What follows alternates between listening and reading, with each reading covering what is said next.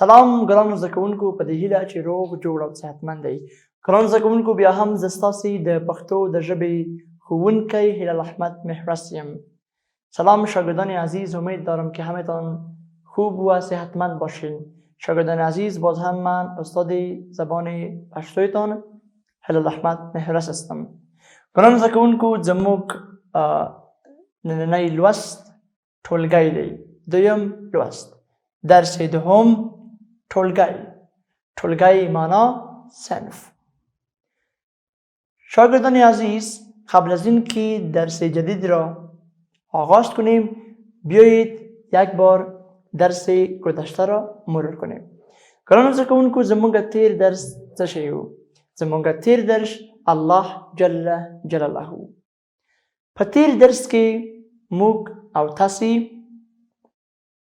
د الله جل جلاله په یووالي باندې خبرې وکړې. زموږ د تیر درس مفهوم څه شی و؟ زموږ د تیر درس موخه یا هدف څه شی و؟ د الله جل جلاله په یووالي باندې ایمان لرل. ګرانو زده کوونکو، زموږ د نن ورځې درس دی ټولګی. د دغې لوست موخه څه شی ده؟ د دغې لوست موخه دا ده چې د پښتو 8 سوچه تورې او د هغه نوم غږ بڼه وپېژنو او همې ولیکو. شاگردان عزیز، هدف درس امروزی ما چی است؟ یاد گرفتن صدا و شکل 8 حروف سوچه پښتو است. د پښتو 8 سوچه توری کوم توری دی؟ 8 حروف سوچه پښتو کدام حروف است؟ حروفی را که من امروز برای شما تدریس میکنم حروفی است که در زبان فارسی وجود ندارد. حروفی است که تنها در زبان پښتو وجود دارد. مثال اگر من حروف ب را بگویم، ب، حرف ب در زبان پښتو و در زبان دری در دو زبان است،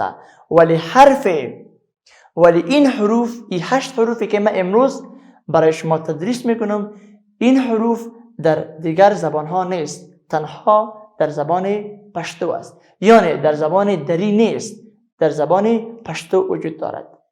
کدام حروفی است که او در زبان دری وجود ندارد، تنها در زبان پښتو وجود دارد؟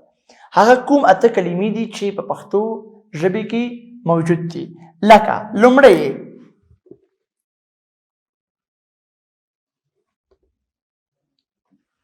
د س توری. دا کوم توری دی؟ س. له دې نه وروسته بل کوم یو توری دی؟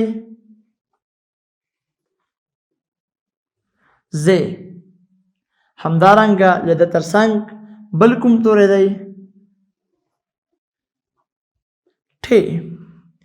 او بل کوم توری دی؟ ر. بل کوم توری دی؟ گ. او همدارنګه د دې ترڅنګ بل کوم د پښتو سوچه توری دی؟ هغه د خین توری دی. او همدارنګه د ډال توری دی. او د ډال ترڅنګ د لون توری دی. ګرانو زده کوونکو، دا د پښتو 8 سوچه توری دی. این 8 حروف سوچه زبان پښتو است. این حروف در زبان دری وجود ندارد. این حروف در زبان پښتو تنها وجود دارد. امروز نن موږ د دغو 8 د پښتو سوچه تورو غږونه او د دې شکل په اړه خبرې کوو. ګرانو زده کوونکو، لومړی توری د س توری. حرف اول چی است؟ س. این 8 حروف سوچه پښتو است. یعنی کدام کلمه که این حروف شامل باشد او کلمه پښتو است. یعنی در کلمه که این حروف شامل باشد او کلمه پشتو است. او کلمه دری نمی شود. صدای این حروف چی است؟ به دو طور غږ څه شی دی؟ لومړی توری س. ببینین یک س داریم، س و ای س است. س س س س س س س. دوم ز. ز یک ایز است و یک ایز است. ز. ت. ت. ت. ر. ر. ر. ر. ر. ر. زه پوهیږم دا به تاسې ته یو څه ستونزمن وي چې تاسې ری تلفظ کوئ. ما ته وګورئ، زه یې تلفظ کوم، بیا یې ما پسې تکرار کوئ. ری ری ری ری ری ری ری. آفرین. گ. گ. گ. گ. خین. خین. خین. خین. خین. دال. دال. دال. دال. دال. وګورئ ګران زده کوونکو، دال دال. وروستی ړون. ړون. ړون. ړون. ړون. ړون. آفرین ګران زده کوونکو. اوس راځئ هغه کلمې لیکو په کومو کلمو کې چې د پښتو دغه سوچه توری موجود وي. آلی کلمه‌ای را می نویسیم که در او کلمات این حروف سوچه موجود باشد. مثال دسته توری. په پښتو کې دسته توری په کومو کلمو کې په کار وړل شوی دی؟ وګورئ، زه یې تاسو ته لیکم. س لکه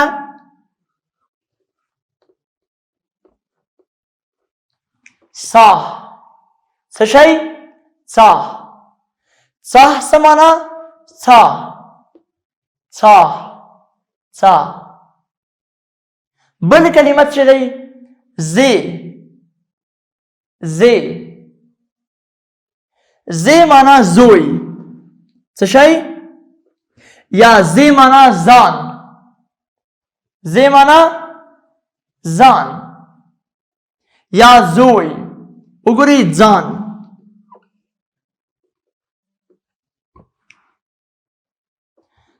ټ.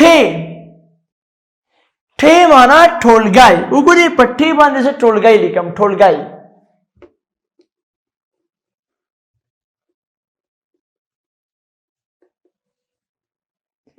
ټولګی. همدارنګه ړ په ړ باندې وګورئ. ړ معنا ړ باندې زه یوه کلمه لیکم لکه ړوند. همدارنګه ګ. وګورئ ګ. ګلی. خین. خار. ډ. ډوډۍ. څه شی؟ ډوډۍ. او ړون. ړون هم لکه ړوند چې ړون پکې راغلی. وګورئ اوس څا. څا څه معنا؟ څا معنا څا چی معنا؟ څا د پښتو څا چی رمیگه. څا معنا چا. چی معنا؟ چا. ځان. ځان معنا خود.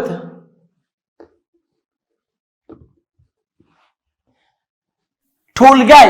ببینین ټولګی ت داره. ت. ټولګی این همه کلمات پښتو است.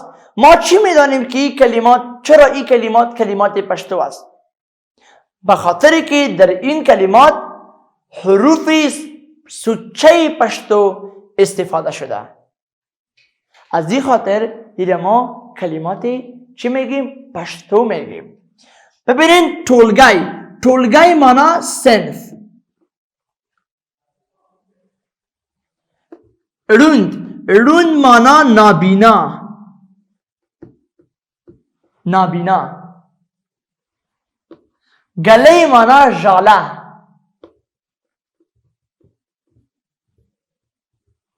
خار معنا شهر.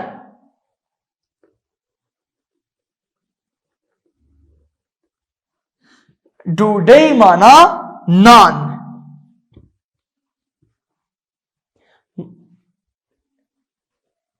ړون، د ړون لپاره وګورئ ګرانو زده کوونکو، ړون، ړون هم په ړون کې استعمال شوی. وګورئ ړوند.